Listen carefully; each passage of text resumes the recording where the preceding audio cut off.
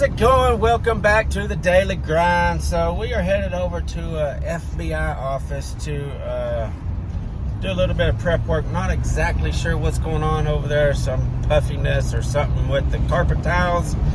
So we will get over there and take a feel, take a look, take a pull, and all that good stuff and see what's going on.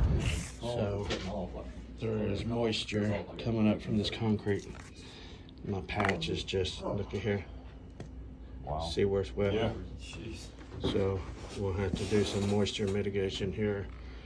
We'll let it dry and prime it before we put any mud back.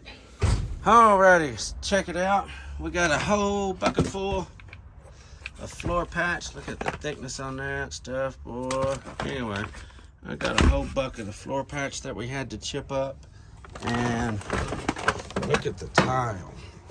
This is the thing. That just tells you how easy, how bad moisture will mess up floor patch.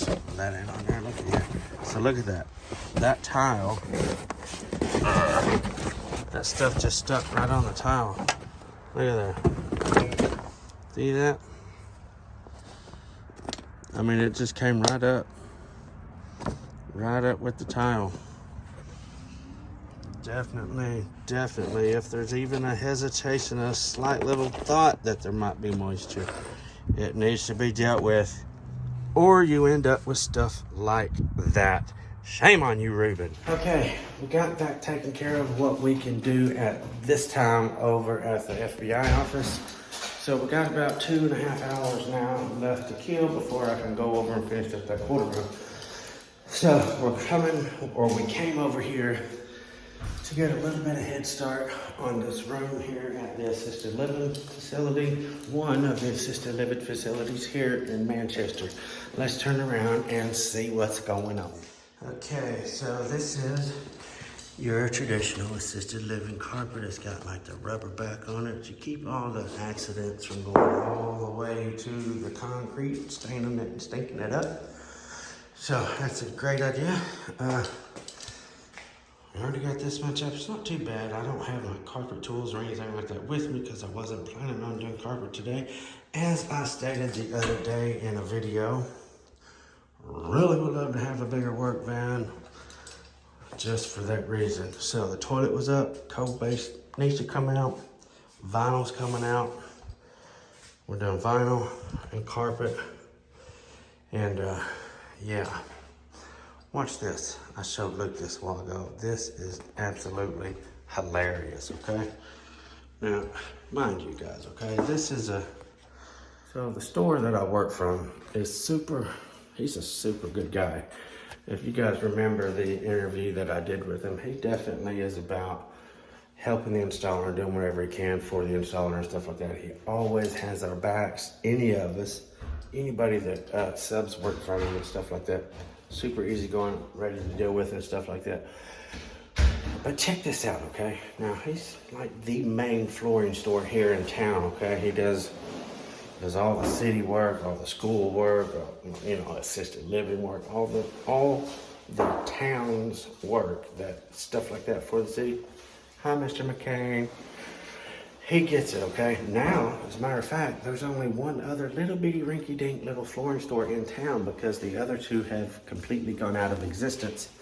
One a few years ago, 5 or 6 years ago, and the other one actually just closed down. So now his store is the only one in town. I'm going to say that because the other one's just a super tiny little thing. But anyway, with that being said, this is what I wanted to show you, okay?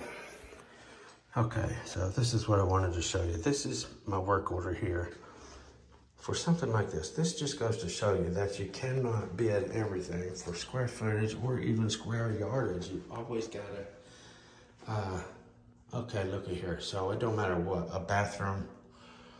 If you install a bathroom, it's at least worth $125. Even if it's a tiny little square one like this, at least $125. And that, honestly, a vinyl minimum charge should be $150 or $175.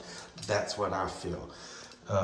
You can't bid a small, tiny little something like this by square footage even if you've got other room existing, okay? This is big enough to do by square footage, but there needs to be a minimum charge for certain things. You know, this requires scraping, floor prep, different tools. You gotta bring, well, actually it ain't gonna be much different tools than what you're doing here because it's glue down also, but anyway. Prep, and it's just completely different than this. Watch this, this is funny, okay? So we are doing right here, remove for the vinyl, 22 cents a square foot, $6.10 to remove that vinyl. And this is for the installation, 64 square feet. What is that? 78 cents a square foot is what he is charged. $49.92. So you're looking at $56 to tear up and install that bathroom. $56. So this job right here, I'll make enough off of that to last the rest of the year. I think I'll just take the rest of the time off until after the holidays. I'm going to get rich off of this bathroom. All joking aside, that's messed up. You know what I'm saying? Again, he's not super tightwad, jerkish, or anything like that. He will do whatever. If I want to get more money out of this, he'll definitely do it. Sometimes people just need stuff explained to them from another perspective outside of their own perspective. He bid this just like he would bid anything else, per square footage. However, in these cases like this, with tiny little stuff like that, square footage don't work. You guys remember that. $6.10. $6.10. $6.10. A little tip on how to get super clean cuts on your quarter round.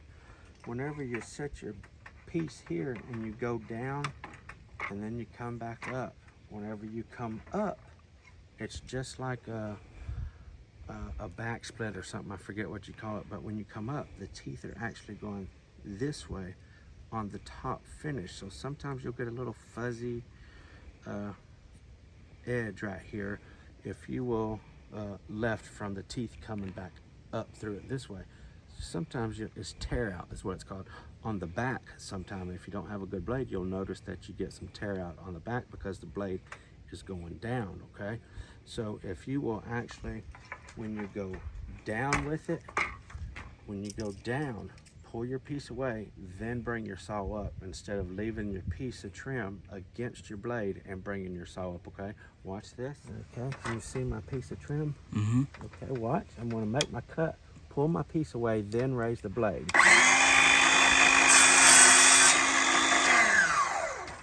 Notice that? Let me show you a difference on a scrap piece here.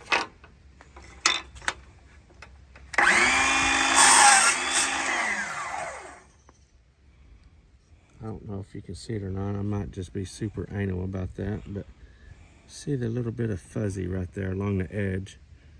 Try to get these cuts as clean as possible just for doing the best we possibly can, okay? And people ask me if I use the little cutters for quarter round. I'm worried about better ways of making my saw cut cleaner. You think I'm gonna use them little cutters?